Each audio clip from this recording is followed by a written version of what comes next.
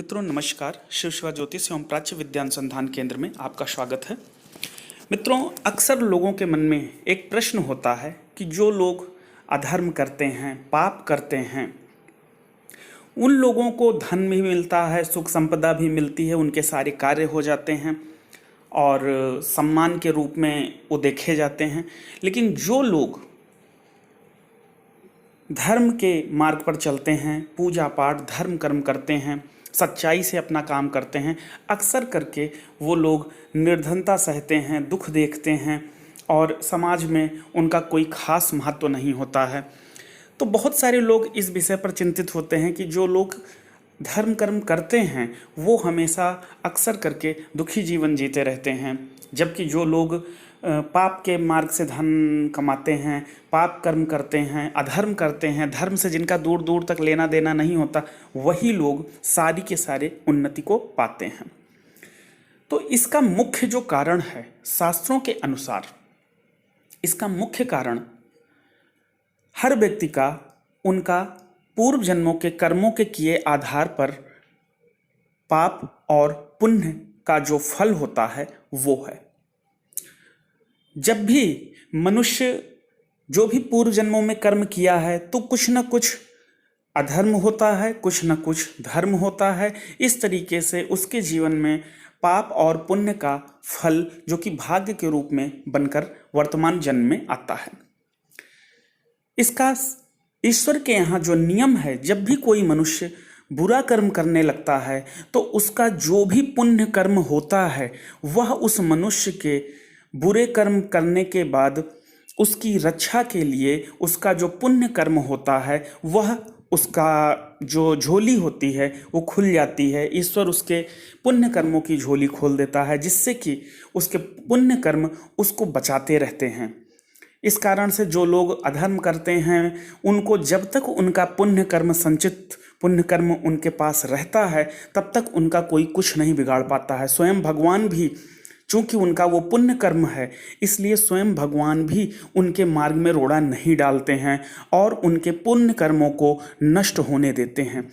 जब तक उनके पूरे पुण्य कर्म नष्ट नहीं हो जाएंगे, जब उनके पूरे पुण्य कर्म नष्ट हो जाते हैं तब उनके पाप कर्मों का जो पेटी होती है, जो घड़ा होता है, वो खुल जाता है। उसके बाद फिर उन अधर्म करने वाले लोगों को संसार की कोई ताकत बचा भी नहीं पाती है, क्योंकि अब उनके पाप कर्म का जो वक्त था उसका फल मिलने का वो आ जाता है।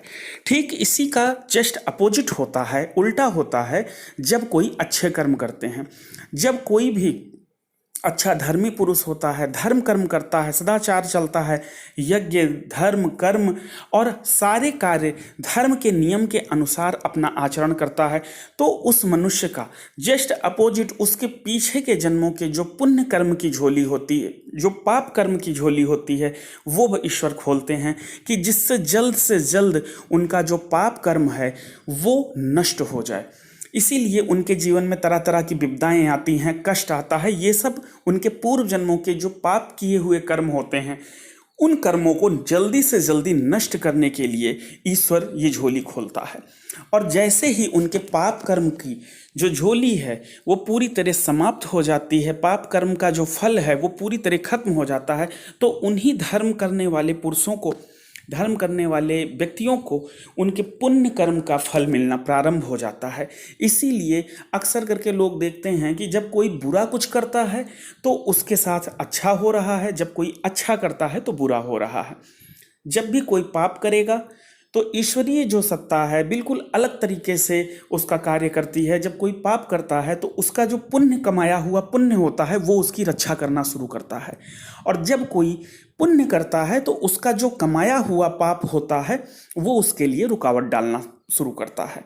इस तरीके से दोनों के ही फल, दोनों पाप पुण्य करने वाले लोगों को अलग अलग समय पर मिलते ही मिलते हैं। जिन लोगों का जो पुण्य कर्म है, जैसे ही वो समय आ जाता है, पुण्य कर्म की झोली खुल जाती है, फिर वो अच्छा करने वाले लोगों के साथ भी अच्छा ही होने लगता है। यानी कि दोनों ही कंडीशन में आपका जो पुण्य कर्म है वो सदैव आपकी रक्षा करता है। हर विपत्ति में आपका पुण्य कर्म ही आपको बचाने के लिए आता है। ईश्वर स्वयं धर्म के अनुसार ही उसका फल देते हैं। पुण्य कर्म और पाप कर्म की झोलियां कब कब खुलेंगी, इस विषय का ज्ञान हर किसी को नहीं रहता है, क्योंकि ये ब्रह्म ज्ञान का विषय है। साधारण लोग इसे नहीं जान सकते हैं।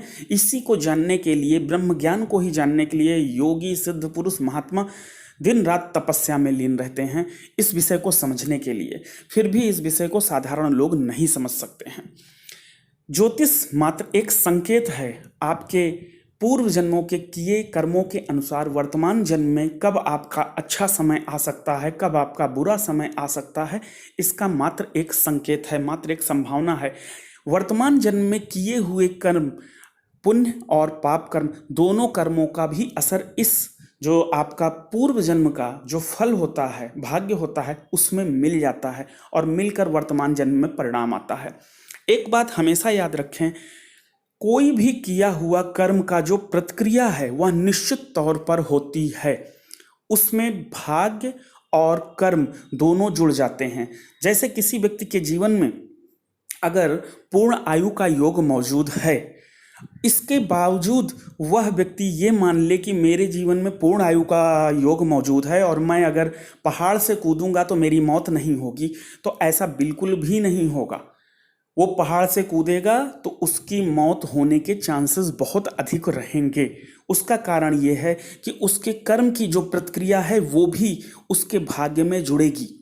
यानी कि वो जो कर्म किया पहाड़ से कूदने का, उसका जो फल है वो भी उसको मिलेगा और उस वक्त तुरंत का तुरंत मिलेगा। अब बात आई कि उसके कुंडली में कितना बलवान आयु योग है। यदि हो सकता है कि स्वयं इतना बलवान आयु योग हो उसका कि स्वयं ईश्वर उसकी रक्षा करने पर आ जाएं, तो वैसी कंडीशन में हो सकता है कि उसका जीवन बच जाए। लेकिन जो उसने कर्म किया है तो उसके चलते उसको बहुत सारे दुख झेलने पड़ेंगे, शारीरिक कष्ट झेलना पड़ेगा, वो सब तो उसे झेलना ही पड़ेगा। लेकिन ऐसा किसी किसी के ही साथ हो सकता है, चमत्कारिक रूप से ही हो सकता है।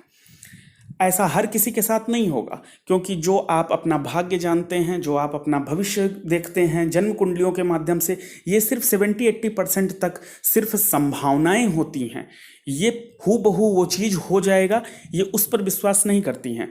ऋषियों ने कह रखा है, जो देश के 18 प्रमुख ऋषि जो ज्योतिष के हुए हैं, उन्होंने खुद कह रखा है कि आपका जो कर्म है वो अपनी प्रतिक्रिया तुरंत का तुरंत देता है। उसमें आपका भाग्य भी सम्मिलित होता है। इसके बाद जाकर निर्णय तय होता है कि उस वक्त आपके साथ क्या घटित होगा, अच्छा या बुरा। इसलिए आपका किया हुआ जो कर्म है वही मायने रखेगा। भाग्य पे आपका बस नहीं चल सकता है, क्योंकि वो कर्म तो आपने पूर्व जन्मों में कर लिया है और लिखवा लाया है, मार्कशीट में वो अंक आ चुके हैं जो आपने पीछे कमा लिए हैं। अब उस पे आपका बिल्कुल भी हस्तक्षेप नहीं हो सकता है। लेकिन वर्तमान कर्म आपके अपने हाथ में है। हर विपत्ति से बचने के लिए आपका किया हुआ पुण्य ही आपकी रक्षा के लिए आएगा, वो चाहे जैसी विपत्ति हो। इसीलिए अपने हर कर्म के साथ में धर्म कर्म को अवश्य जोड़ लें, क्योंकि धर्म कर्म से किया हुआ जो पुण्य है वो हर जगह, हर विपत्ति, हर मुसीबत में आपके साथ खड़ा होगा। इसीलिए हमारे सनातन धर्म में जो संस्कृति बनाई गई थी वो हर कर्म में धर्म जोड़ करके बनाई गई थी। हर कर्म में वृक्षों की पूजा बताई गई, उसके पीछे भी आपका एक पवित्र कर्म ही था। हर कर्म में दान बताया गया, धर्म बताया गया, तीर्थ बताया गया, हर चीज के लिए प्रकृति की पूजा बताई गई। इस सब के पीछे आपके ही कल्याण कहीं ना कहीं छिपा हुआ था।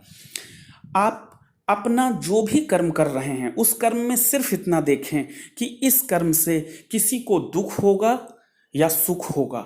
यदि किसी को भी, किसी भी जीवात्मा को, चाहे वो वृक्ष ही क्यों ना हो, चाहे वो जल ही क्यों ना हो, हमारे धर्म में तो ये माना जाता है 84 लाख योनियां हैं। इसलिए जो भी कोई भी पवित्र आत्मा है उसको आपका कोई भी कर्म यदि दुख पहुंचाएगा तो निश्चित ही उस दुख का जो पाप अंश होगा वो आपको भोगना पड़ेगा।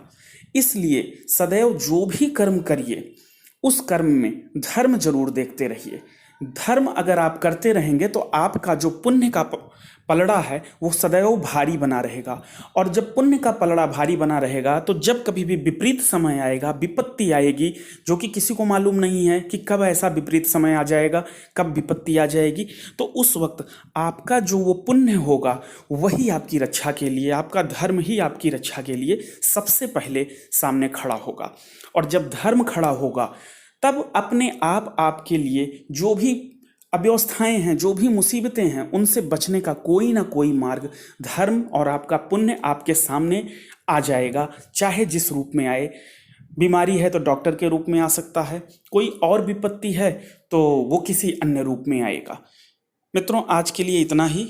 इस वीडियो का एक ही मकसद था कि हर विपत्ति में सिर्फ आपका धर्म ही आपको बचाएगा, दूसरा कोई नहीं बचा सकता है। पूर्व जन्मों में जो कमाया धन है वो बचाएगा, वही आपका भाग्य होता है। और वर्तमान जन्म में भी आपका जो कमाया हुआ धर्म है आपको वो बचाएगा। इसलिए सदैव अपने हर कर्म को धर्म से जोड़ करके ही करें। सबसे अच्छा उपाय इसका यही है, क्योंकि किसी व्यक्ति को नहीं पता कि उसका बुरा दौर कब से आ सकता है, विपत्ति कब से आ सकती है। और कभी कभी तो जब भी वर्ल्ड वाइड यानी कि सांसारिक तौर पर जब भी कोई बड़ी प्रलय आती है, विपत्ति आती है, तो उसमें ये कुंडली के छोटे मोटे योग काम नहीं करते हैं। वो प्रलय सबके लिए होती है। छोटे छोटे भी अशुद्ध योग पर भी बड़ी विपत्ति उसमें गिर सकती है, जैसा कि वर्तमान समय चल रहा है। जब भी प्रलय आती है, जब महाभारत जैसे युद्ध होते हैं, जब युग परिवर्तन होता है, महाभारत रामायण जैसे युद्ध होते हैं, तो उसमें दोनों तरफ की सेनाएं मरती हैं। उसमें ये नहीं होता है उस समय कि आपका कितना पुण्य है, कितनी आयु है। उसी 18 दिन में सब के सब लोगों की महाभारत के युद्ध में मृत्यु हो गई थी, सिर्फ 10 लोग शेष बचे थे। इसका एक बड़ा कारण ये भी है कि उन सब की मृत्यु के मार्केस का समय भी आ गया रहा होगा, ये निश्चित ही है।